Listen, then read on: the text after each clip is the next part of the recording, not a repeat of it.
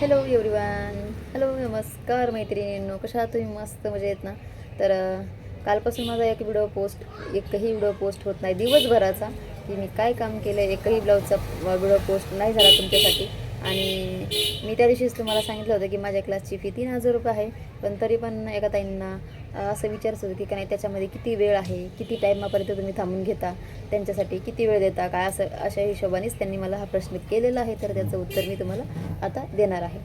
तर बघा, मी त्या दिवशी तुम्हाला काय सांगितलं होतं की मी सकाळी 10:30ला दुकानात येते. माझा डेली टाईम आहे 10:30 यायचा. 10:30 किंवा 5-10 मिनटं होतात, पण 10:30ला मुली क्लासला आहे त्यांचं, तेव्हा मला यावंच लागतं. कधी मला 5-10 मिनटं इकडे तिकडे झालं तरी ते थांबतात, तसं काही नाही. त्यांना पण कधी उशीर होतो यायला जायला, मला पण होतो, त्याच्यामुळे ॲडजस्ट करतात त्या सगळ्याजणी, त्याच्यामुळं काही विषयच नाही. आणि का नाही 1.5 तास माझा टायमिंग असतो मुली थांबण्यासाठी, 1.5 तास.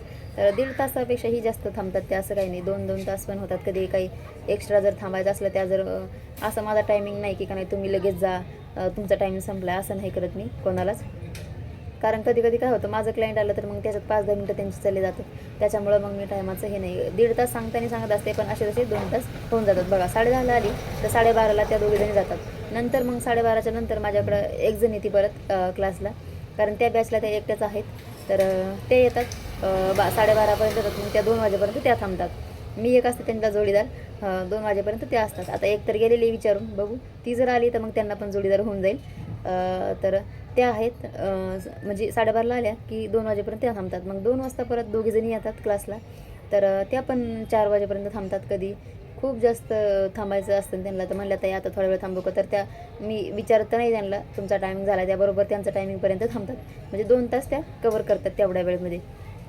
आणि त्यांचं झालं की मग काय नाही, मला थोडाफार मध्ये वेळ भेटतो माझं शिवायला. काही असं काही नाही की त्यांना शिकत मी पण शिवत असते, असं नाही की माझं शिवणकाम डायरेक्टच बंद करते आणि त्यांच्यापाशी बसते. कारण दोघीच्यामध्ये एक इथं मशीन आहे, एक इथं मशीन आहे, आणि दोघीच्यामध्ये मी आहे. जर काही इश्यू आला, त्यांना काही प्रॉब्लेम आला, तर मी माझ्या जागेने उठून त्यांना क्लिअर करत असते. असं काही नाही. कटिंग करताना पण मी इथून उठून खाली बसत असते त्यांच्यासोबत कटिंग करताना. आणि तेवढा त्यांचा वेळ आहे तेवढा भरपूर वेळ त्यांना देते. आणि तर एक दिवस मी माझ्या सगळ्या स्टुडंट एक सोबत याच्यासाठी येत नाहीत, कारण काय ना एवढ्या मशीन येतात आपल्याकडं आणि हँडल होत नाही. त्याच्यामुळे मशीन तर अरेंजमेंट करू शकतो आपण, पण का नाही 2-2 ठीक वाटतं मला. त्यांच्यासाठी त्यांचा वेळ पण भेटतो त्यांना, आणि शिकायला पण भेटतं, हो की नाही? आणि तर बघा, 4 वाजता त्या जातात. जेव्हा माझे पार्लरचे क्लास होते 4 वाजेपर्यंत, तर मग मी 4ला तिकडं क्लासला जायची. माझं शिवणकाम आहे, मला त्यांचा क्लास करता करता 3 ब्लाऊज मी कसे तरी शिवायची, किंवा 2 शिवायची, मग तिथून आल्यावर परत शिवायची, असं होतं. आणि पार्लर संपत आला माझा क्लास, तेव्हा मी ह्या बायका भरल्यात. अगोदरच्या पेंडिंग तसंच ठेवल्या त्या, कारण काय ना माझ्या क्लासमुळं मला वेळ भेटत नव्हता. आणि ना 4ला जातात त्या दोघीजणी, 4च्या नंतर मग परत मी फ्री असते 2 तास.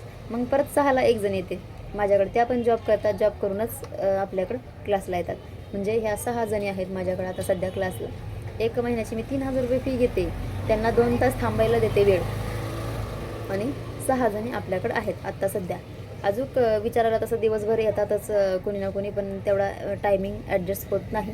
त्याच्यामुळे आपण त्यांची क्लास घेत नाही. आणि ड्रेसचे क्लास तर मी घेतच नाही, कारण काय ना पहिले मी ड्रेसचे क्लास घ्यायची तेव्हा मला भरपूर जागा असायची, पण आता जागा खूप कमी पडते. कारण माझं तुम्हाला माहिती आहे माझ्याकडे शिवणकाम भरपूर असतं, त्याच्यामुळे मला वेळ पुरत नाही. आणि तुम्ही बघू शकता की आपलं इकडं पार्लरचं लगेच सेटअप करून घेतला आहे मी, पडदा वगैरे बसून वगैरे तिथे. तर तिथं पार्लरचं केलेलं आहे. आणि माझी जागा किती करायची तुम्हीच बघू शकता, कारण ब्लाऊजसाठी मी हँडल करते कसं पण. आणि माझ्या ज्या लेडीज असतात ना बिचारा, त्या पण सगळ्या ॲडजस्ट करतात बरं का. हे बघा, एवढी जागा असते रिकामी, एवढ्याच्या त्या ॲडजस्ट करतात आणि बसतात, पण त्यांचं पण काही इश्यू नसतात आणि मग माझे पण काही इश्यू नसतात. मला असं वाटतं की चला जाऊ द्या, 15-20 मिनटं जरी तुम्ही थांबला एक्स्ट्रा तरी मला काही अडचण नाही. मला तुम्ही ॲडजस्ट करतात हीच खूप मोठी गोष्ट आहे. आणि त्यांना माझं शिवणकाम आवडतं, त्याच्यामुळं त्या खूप लांबून पण येतात माझ्याकडे क्लासला. पण तरी पण मी का नाही सगळ्यांचे एक एक व्हिडिओ पोस्ट करणार आहे, जे की तुम्हाला दाखवणार आहे की माझ्याकडे किती जणी आहेत. आणि सगळ्यांचा एकत्र व्हिडिओ एक दिवस नक्कीच त्यांना सगळ्याला सांगेन की रविवारच्या दिवशी तुम्ही सगळ्यांनी एकाच टायमाला क्लासला यायचं आहे. म्हणजे त्यांना सुट्टी असते रविवारची, आठवड्यातून एक दिवस सुट्टी देते ना मी त्यांना.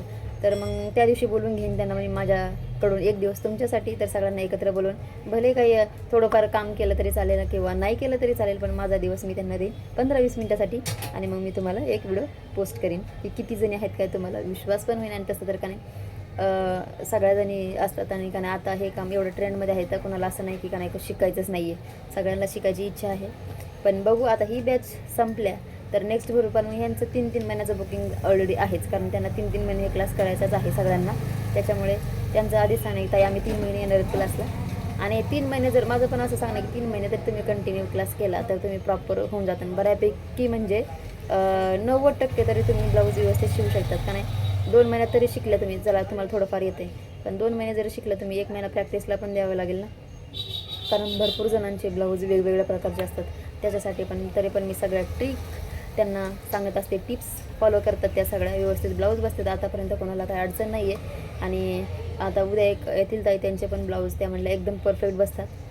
ज्या स्टिचिंग करतात माझ्याकडे शिकायलाच येतात, त्यांचं पण आज त्यांच्याशी बोलणं केलं की मी माझं असं आहे की का नाही तुम्ही जर ब्लाऊज स्टिच केला ना, मी इथंच त्यांना घालायला लावते, ब्लाऊज ट्राय करायला लावते. जर त्याच्यातमध्ये मला काही अडचण असेल तर मग परत तोच ब्लाऊज, सपोज कटोरीचाच ब्लाऊज आहे तो आणि त्याच्यात मला काही प्रॉब्लेम दिसला तर मग मी परत तोच ब्लाऊज त्यांना परत शिवायला लावते. असं माझे रूल्स आहेत हे शिकवायचे. तर तुम्हाला कसा वाटला व्हिडिओ मला नक्की सांगा आणि तुम्हाला तुमच्या प्रश्नाचं उत्तर भेटलं असेल, हो की नाही. तर ताईंनी चांगला प्रश्न केला तर त्याचं उत्तर द्यावं असं वाटलं मला. आणि हा इथंच नाही, मला इंस्टाग्रामला पण याची एक रिक्वेस्ट आली तर याच्यावर एक व्हिडिओ बनवा म्हणून मग म्हटलं चला तिकडं पण होईल आणि तुमचं पण प्रश्नाचं उत्तर तुम्हाला मिळून जाईल आणि त्या ताईंना पण. कारण काय ना, सगळे माझे इंस्टाग्रामवरचे पण जेवढे फॉलोअर्स आहेत ते खूप सारा सपोर्ट करतात. आणि फेसबुकला न्यू आले मी 2-3 महिन्यापूर्वी, पण तरी पण भरपूर जणांनी सपोर्ट केला. So thank you. व्हिडिओ कसा वाटला मला नक्की सांगा कमेंट बॉक्समध्ये. पार्लरचा एक दिवस नक्की टूर देईन मी तुम्हाला की माझं दुकान कसं आहे. मला माहिती आहे तुम्हाला सगळ्या दुकान बघायची, एक दिवस नक्की त्याच्यासाठी पण मी एक व्हिडिओ बनवीन. तर हा व्हिडिओ कसा वाटला आहे मला नक्की सांगा कमेंट बॉक्समध्ये. आणि तुमच्याकडं किती शिकवायचे पैसे घेतात तेही मला कमेंटमध्ये सांगायचं आहे.